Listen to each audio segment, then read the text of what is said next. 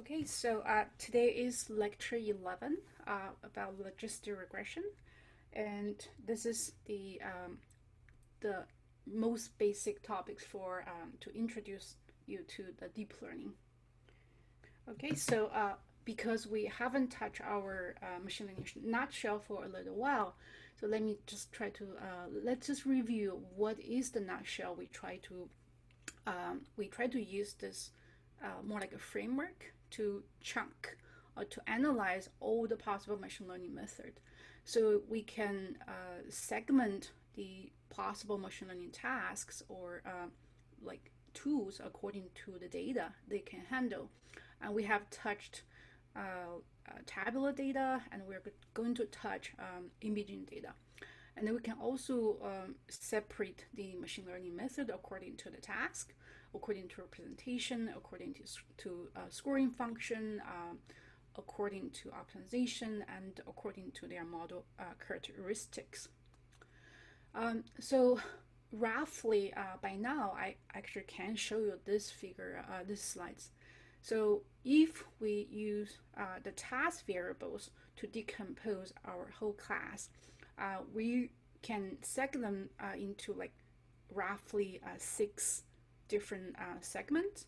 The biggest segment, the basic segment we just finished is the regression section. And that's really about when your y is continuous. But in that section, we covered all the possible basics and the most basic loss formulation, the most basic representation formulation, the most basic optimization strategies. And then we spent actually quite some sections about learning theorems. So the most important we covered is the workflow. So what type of workflow can guarantee you, can help you to get a model generalized well. And the fundamental theorems we introduce you is this bias variance trade-off. And last section, we try to explain why learning about bias variance trade-off and understanding like where you are, it's important because that's more like a guidance for you to understand when is your model, or why your model works, and how can you improve upon your current based on those sanity curves we asked you to draw in the homework too. So now we actually totally move to classification. So the k-nearest neighbor method we covered, it's more like a boundary case. It can be used for regression. It can also be used for classification. And today, the logistic regression we're going to cover is just for classification. And then later, we're going to cover like unsupervised method, which essentially there's no y. And classification is about y is discrete. And then if possible, we're also going to cover graphical models. So the important, the essence there is we try to model dependency, probabilistic dependency among the variables, and we treat everything as a random variable. And I'm going to touch it a little bit today. And then if time possible, we're going to touch a little bit about reinforcement learning. So everything we have, the first 5 and the vanilla version, the basic version always assume your samples are independent and identically distributed. So that's the basic IID distribution, IID assumption. But when you move into the reinforcement learning regime, then that IID assumption just doesn't hold anymore. And so it's really a trajectory dependent of the samples are dependent with each other. And almost everything you learned needs to be revised. Learning the first 5 section needs to be revised, and by consider this non-IID property, and then to get a better reinforcement learning. All right, so that's the chunks of class with regarding to the tasks. We can also think about our class, chunk them with regard to the data. So basically everything we have covered have focused on the tabular data. So we can think about tabular data as just those kind of matrix we show you, train test, and then different features as columns and different samples as rows. So that's what we meant tabular data. So we actually don't explode the relationships among x1 to xp when you view your data from this angle, right? So you have your samples S1 as row onto Sn, and you have x1 to xp. But when we move to the imaging data, and there's a clear relationship among the x1 and xp, just the most simple, assuming you have this really, really tiny image, has maybe 2 times 3 number of pixels. So this is not impossible, like for the current state of the art, it's much larger than this, but just give you an example. So, and this is in fact your x. So your x is x1, x2, x3, x4, x5, and x6. And they locate in this kind of grid, two-dimensional grid structure. And there are certain really important properties we need to model to get better predictions by explore this type of structure. So that's this section's focus. And after we finish the imaging data or 2D grid data, we're going to move to one-dimensional sequential data. And if time allows, I will also cover a little bit about graph data. So in essence is, so you only knows like the elements, you actually know elements of x1 to xp, and you also know some like relationship among x that just given, and you need to model those type of relationships. But you actually do not know if they're very nicely stayed in a Euclidean like geometric space. What you only know is the relationship among nodes. So that's the graph structured data. And there's actually also more like set structured. You actually know those they are in a set, but you don't know their relationships. Or it's not just this two-dimensional, it's actually three-dimensional. So assuming you're, if you need to maybe measure or predict the virtual reality measurements, right? So there's X and Y and Z, right? That's a clear, a natural three-dimensional measurements. So how do you perform that kind of prediction? There's another group of method that fits there. So that's just a variable. We can categorize all the possible data, possible method. So according to the data. So before we move on, I actually want to show you something about your projects, like project plan. So this is the, so before I show you this imaging share, I want to show you, we categorize the projects into 3 types, right? So they're research type, you can reproduce a paper, state-of-the-art paper. And also if you like the library type, I mean, you can just try to benchmarking some of the maybe PyTorch, maybe TensorFlow libraries, and those are very engineering type. And the third type is actually what I really, really like too. I think a lot of students will like this type, especially if you are interested in do some help things on maybe, for example, COVID-19, which really troubles us, I mean, makes such a difficult year. All right, so there are many places you can find such kind of data. And there's one hub place called COVID data. I put it as first link in our project page. And the second page is the Chicago site. And it's actually extremely easy to find this type of data. So I just search a data. Actually, I did not even use COVID data. I just search data. And then this gives me a lot of tags, really good tags. So tagging here, I just tag the image data. So I tag, okay, I just cleaned the tag. So let me add this tag. So I tag it with image data, medicine data, it's health. I mean, this combination of filters give me this top rank. This data, for example, just being shared 4 months before. And this is extremely, actually very nice data. So this is from Brazil, and I think it's about like, yes, this is a number, about roughly 1,200 CT scans of positive COVID-19 patients, and about the equal number of CT scans from non-infected CT scans. And then they share this data. It's super easy to download, and this is how they organize the data. So actually, in fact, actually on Thursday, I'm going to show you, I showed you before, right? So I told you I don't like benchmark data. I like to collect my own data. And if that's something you like to, look over your phone and think about some tasks.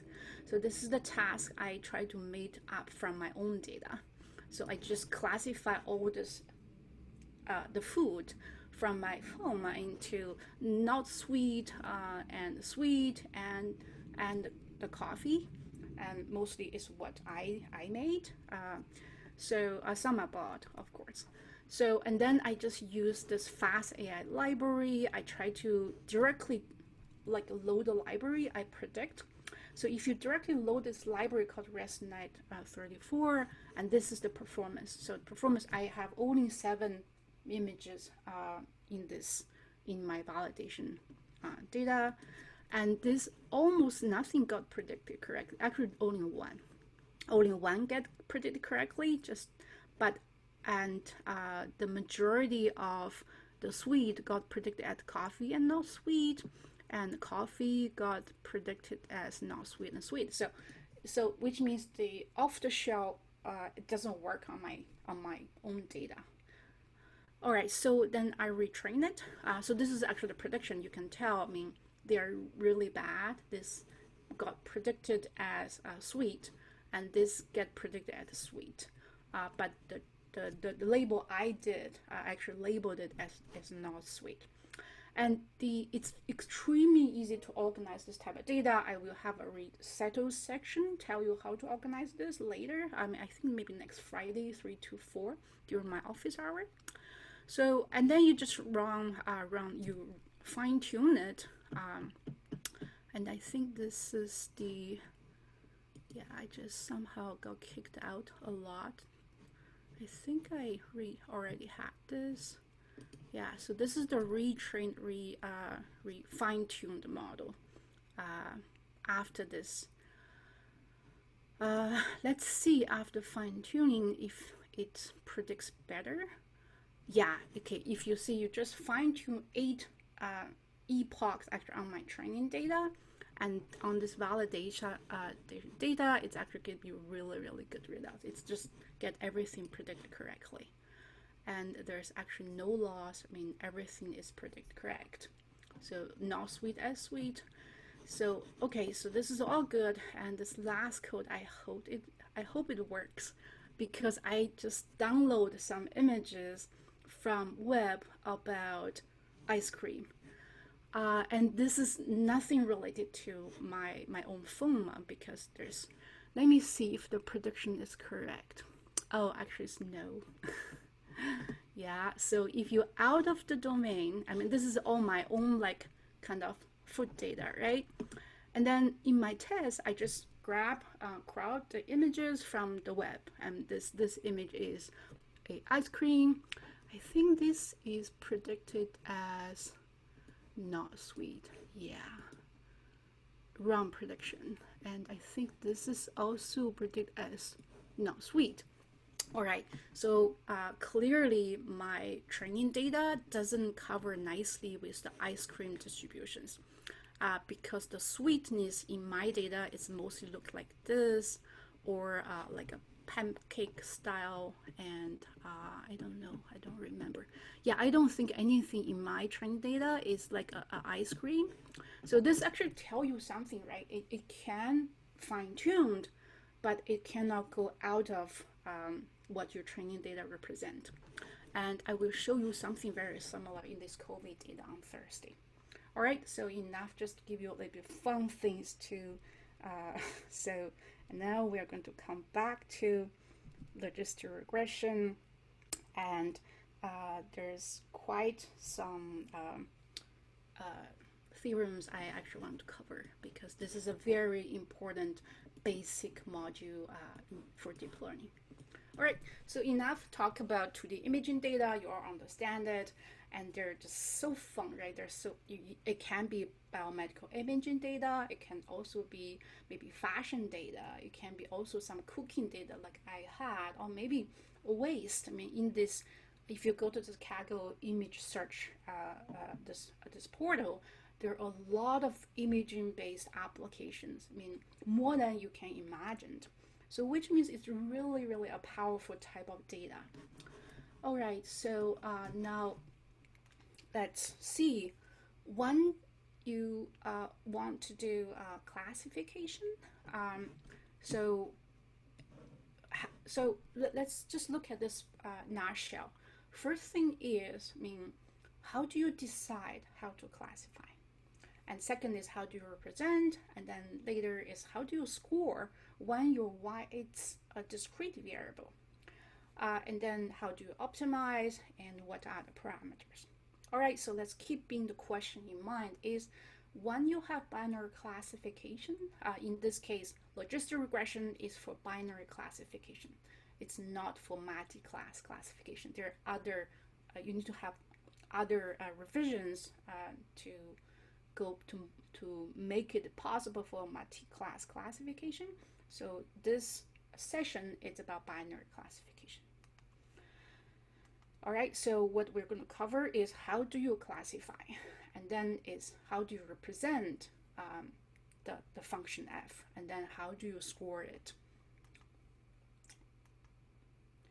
Okay, so before I talk about logistic regression classification, I want to talk to you a more general class called base classifier. And this class of classifiers, they're using the rules called MAP rules to perform classification based on a probabilistic formulation. All right, so the most important is related to the last section we tried to review, the maximal likelihood estimation, right? So in there, I told you we treat each feature variables and class variables as a random variable.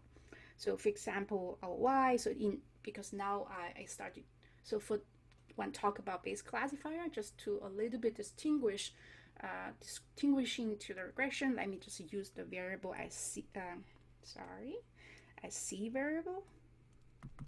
All right, so C variable, and it's a discrete random variable. There may be C1 until CL number of possible class, and that's a discrete random variable. So when you have a discrete random variable as to model the output, and what is the proper loss function for that evaluate the cost or loss of classification. So this is actually pretty intuitive, right? We always just if it's predicted that specific class correctly, we think there's no loss. If it doesn't predict that specific class correctly, we think there's one loss. So which means what? I mean, this is actually called 0-1 loss formulation. And then essentially the confusion matrix. So if you treat, let me try to write. So assuming like you just try to write class C1, C2 until CL, and then C1, C2 until CL. So this is the y predicted. So I think the y dimensional is y predicted, and this dimension, the x is y truth. Then if C1 equals to C, if it's y predicted is C1 and y truth is C1, the cost is 0. And the same thing for all the diagonal terms. And then for at whatever off diagonal, you're going to have a cost 1. So if C1, true C1 got predicted as C2, C3, or whatever CL, they are all going to contribute a loss of 1 or a cost of 1. So that's called the 0-1 loss. Yeah, can you optimize this type of loss? Actually, it's very difficult. And this loss you cannot calculate gradient of this type of loss, the 0-1 loss. So people just try to make surrogate, and people try to, instead of using this directly calculate the 0-1 loss type of formulation, people trying to make use of a probability formulation and then to estimate and to model the loss. It's a surrogate of the 0-1 loss. All right, so what is it? So essentially, I try to model the conditional probability of PC variable given the X. So if you still remember, we were saying when you talk about probability, there are germ probability, marginal probability, and in this case, this is conditional probability. So, and I try to model, so essentially this is my representation. I'm trying to model PC condition on X input as my F function. This is actually what my F really is. My model is this. This is my model Fx. Then after I have this, how do I decide? So it's actually very intuitive, right? So I can, so because C, it's discrete random variable, and then you actually can, you can have, because C it's a discrete, right? Then essentially you can write out C1 given X, C2 given X, until CL given X. Yeah, I should actually write smaller because that's a initialization, right? And then whoever is argmax is whoever is the max among all this probability should be the class as the predicted C star. All right, so this is very intuitive, and this actually have a name in the literature called maximal a posterior probability rules. So this is exactly what I wrote, what I have this detailed description in the previous page, right? So here you just take a max and you get the best C star. Whoever give me the max means that's the predicted class. This is called CMAP, and the classifier using this rule is called base classifiers. They all follow this. So in fact, you actually can prove. Let me see if I have that extra slides.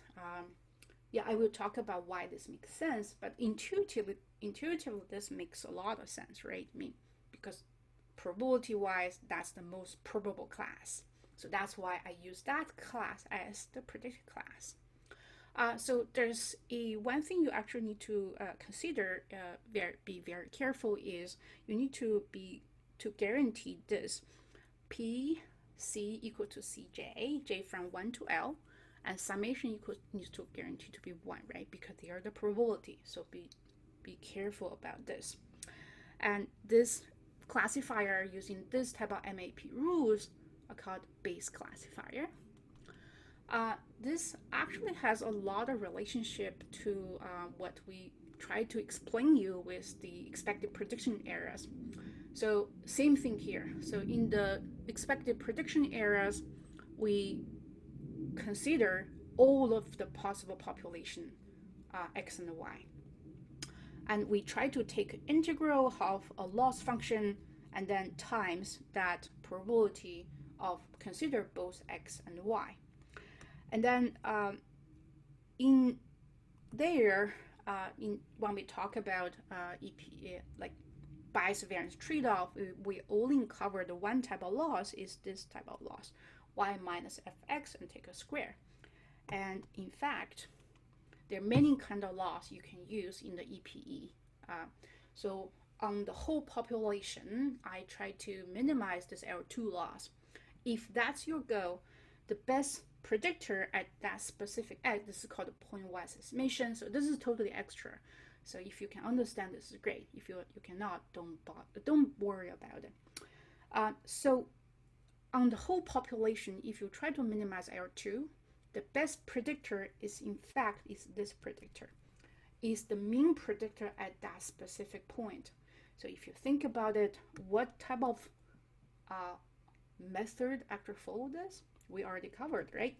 Regression models, it's exactly this kind of mean estimation. And k-nearest neighbor, for classification, they're using their neighbors to approximate this pointwise, and then using the mean of the neighbor's prediction as their prediction, and which exactly actually follow this, the mean estimator. All right, so if your loss is 0-1 loss, like the loss I just showed you, I mean, if correct, no loss. If not correct, for whatever not correct class, it's +1 cost there. And you can prove the best predictor at that point is the base classifier using the MAP rules. Yeah, so this is like, you know, it's more like my intuition really grounded by some by theorems. Yeah, that's the reason why I want to show you. So if you are interested, I have the full proof actually in the extra slides. All right, so now we know base classifier is good. So whenever I want to make a classification, I want to have a possible way to model PC conditional X. If I have that, and I can just directly predict on every possible X samples, whoever give me the largest among all the classes is the predicted label.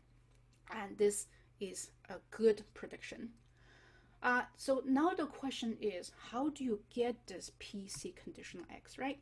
So if you, again, still remember basic probability, if you can directly estimate from data, you just directly estimate from data, and it's the same thing applied from here. If you directly estimate PC conditional X from data, and this group of classifier is called discriminative classifier. If it's difficult to directly estimate PC conditional X, and I'm going to use base rules instead and to estimate PC conditional X, and this group of classifier is called generative classifiers.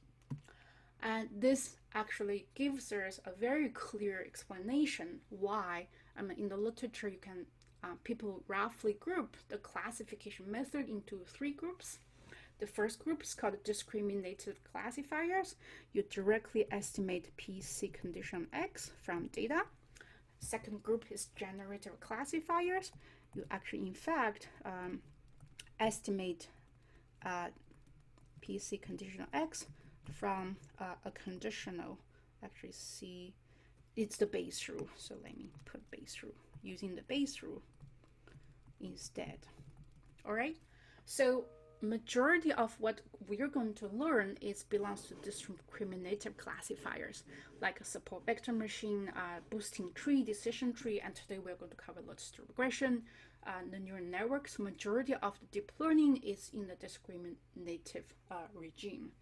And we are also going to cover generative classifiers. The most classic is the naive-based classifier. And the third class is this instant-based classifier, k-nearest neighbor-based, so which I already told you before. So essentially, k-nearest-based classifiers, they're using a different loss function and a complete different formulation. They are not base classifier families. All right, I hope this gives you a very good overall views about the classifiers and how you think about them. And today, and the whole section 2 will focus on discriminative classifier, which essentially is, so this is my X vector. I'm directly modeling PC condition X. And essentially, and this is my model, right? So my model is PC condition X. All right. Okay, enough of the intro. So summarize, base classifier is a family of classifiers, and the most important is they're using this MAP rules to perform classification. And their parameters is just the parameters you use to model the PC condition on X. That's your model parameter. Okay, keep that question in mind. Discriminated classifier, the most important is to how to model PC condition on X. And the logistic regression, almost the simplest discriminative classifier. And the whole point is the PC condition X is in this kind of form. And I will explain to you, it's actually a very, very simple form, even though it looks complicated now. Okay, so first is about representation. So how do I represent PC conditional X in this logistic regression? So the essence of logistic regression is my log ratio, log odds. So let's still keep in mind the fundamental of discriminative classifiers is PC conditional X, right? So now PC conditional X, but it's a now let me switch to an easier view to introduce you logistic regression first, because you might kind of question or have confused why this is called a regression even. The whole reason is so the first line is a linear regression, right? So this is a classic linear regression, and logistic regression really is so there kind of special function here, this of the y, it's a linear regression form. And this, the left side, essentially, if you remember probability a little bit, it's the log odds function of py conditional X. So let me again clarify something. So I told you PC conditional X is the most important for discriminative classifier, right? So logistic regression is for binary classification.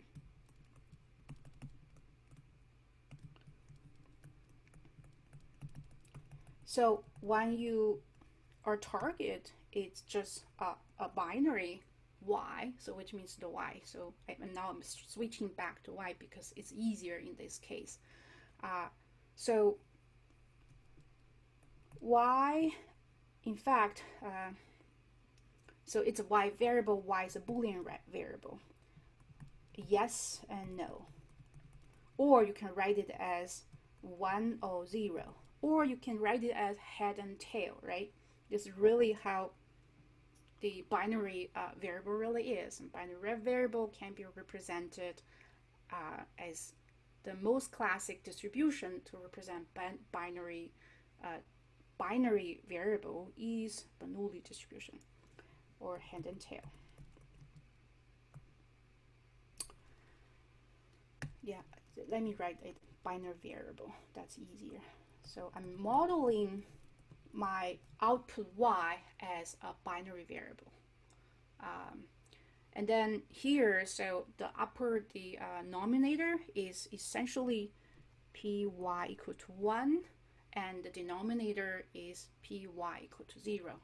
So I think I have a more clear in the next slides. Yes. So essentially, what this really is log odds, right? Is the log p yes conditional X over p no conditional X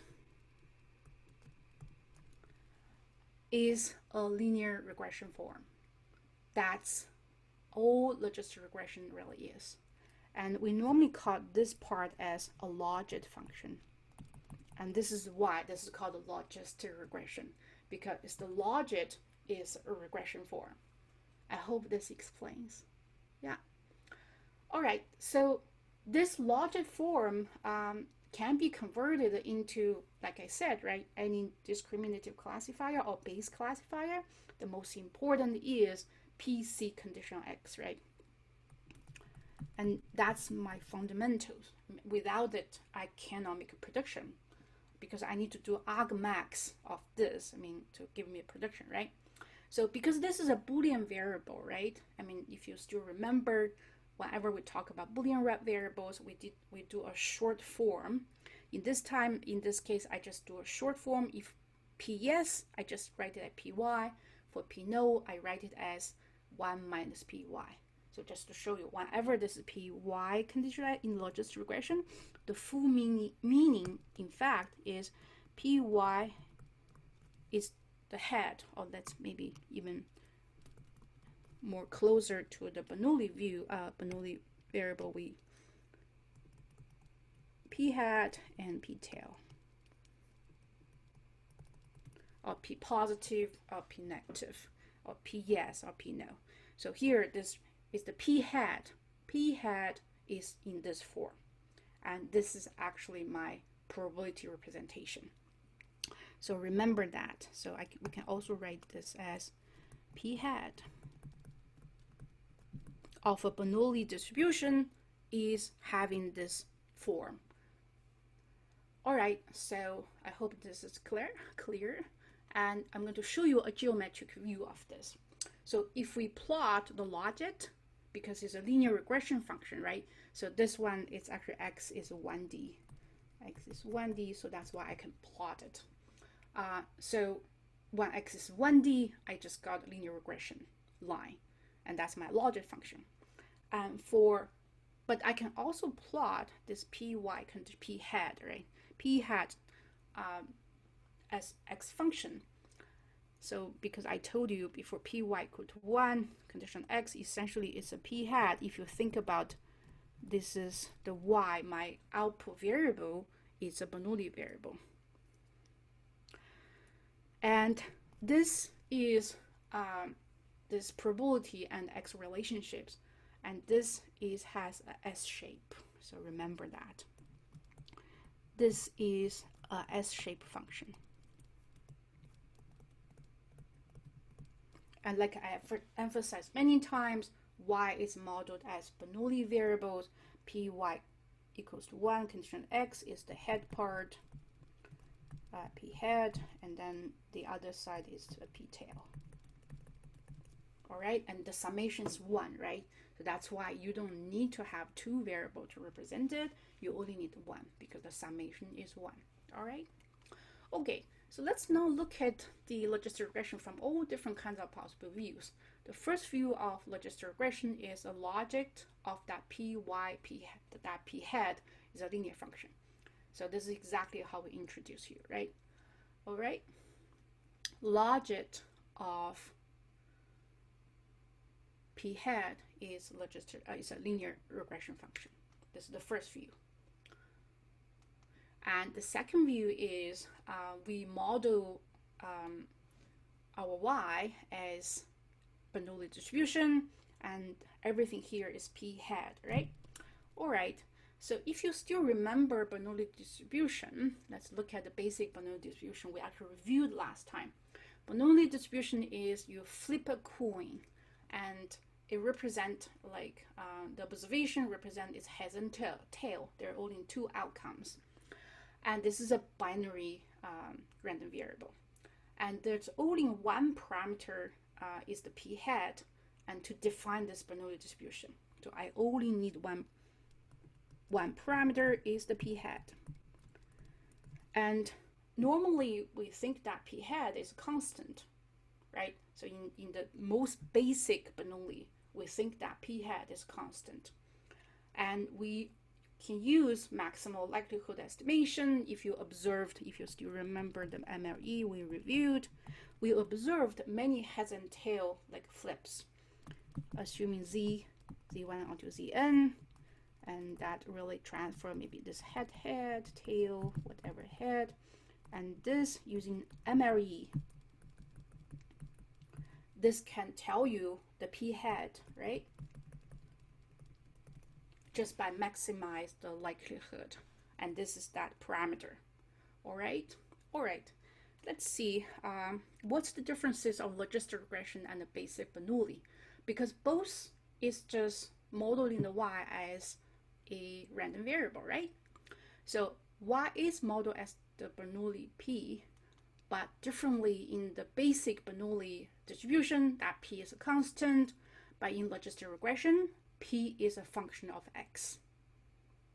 So logistic regression is for binary prediction, right?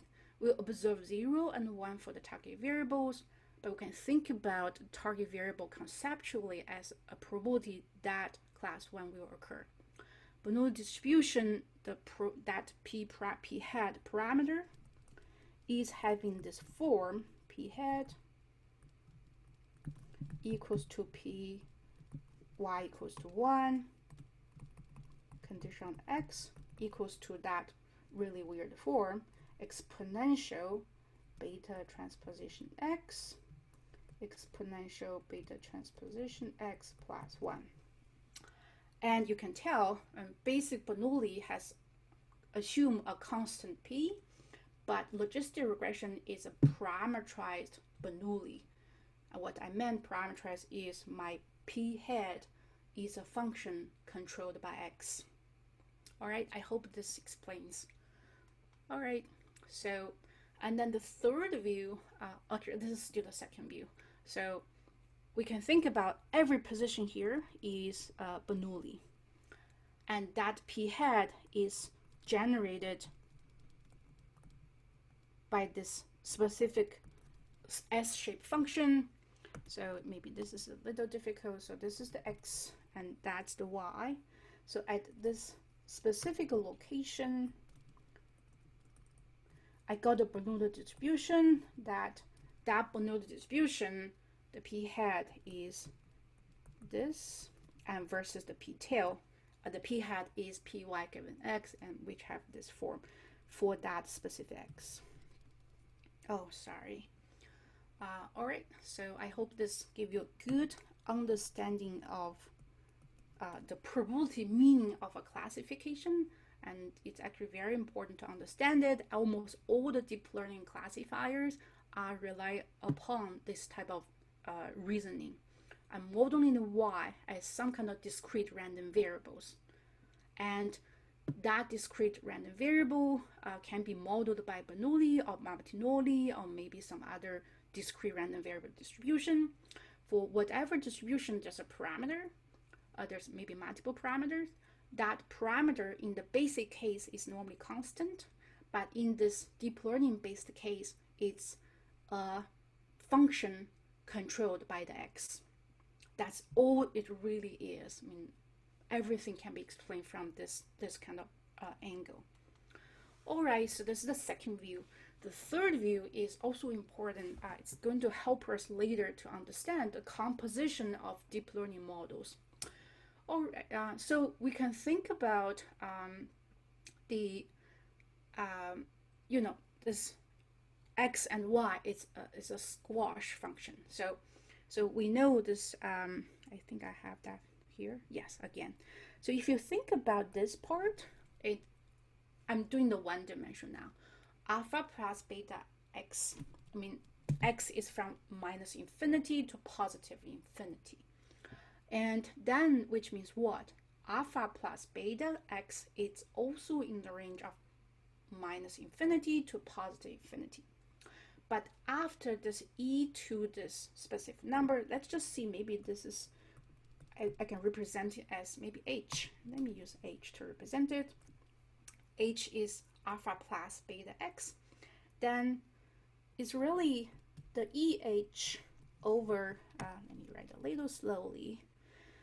So EH over 1 plus EH is what it really does, right? It really does what? It kind of compressed from the minus infinity to positive infinity of this linear regression's output range into a range of 0, 1. And this is very important. So this is actually exactly the sigmoid layer in the deep learning, this EH, e to the h over 1 plus e to the h is the sigmoid squashing layer. All right, so this is the view 3. You can think about logistic regression is a composition of a linear regression plus a sigmoid squashing. Yeah, all right, so let me write it here. So logistic regression equals to a basic linear regression plus a sigmoid. So that's the third view to think about a logistic regression. It's a composition of basic linear regression plus sigmoid compression. All right, so we have actually the fourth view. I know this is so much, but it just logistic regression is so important. It's simple, but it's the basic module to many complex algorithms. So we better understand it to the extreme that we can. Okay, so the last view, it's also extremely important, is I'm thinking, I try to like explain to you from this kind of classification or separation perspective. So, all right, so what do we mean classification if we draw them in the geometrical space? So let's just draw. Now I'm in a two-dimensional space now. So there's x1, there's x2. All right, so I have a class 1, it's all positive. And I have my class 0, so this is my class 1. And then I have my class 0, it's all maybe circle. So this is my class 0 case, and then the other is class plus case. So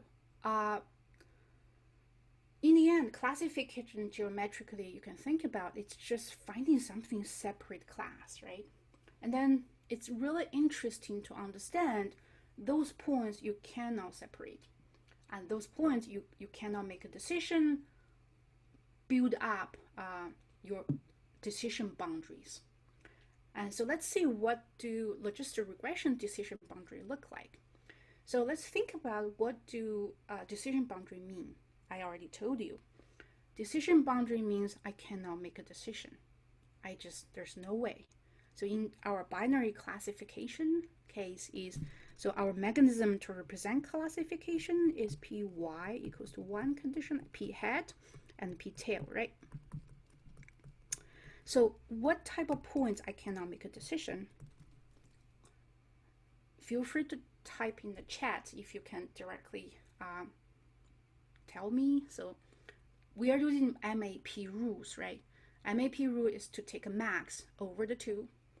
The case that I cannot make a decision is the max is the same as there's no way to take a max, which means what?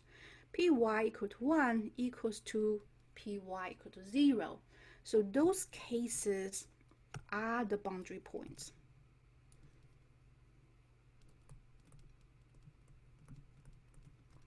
And just no decision.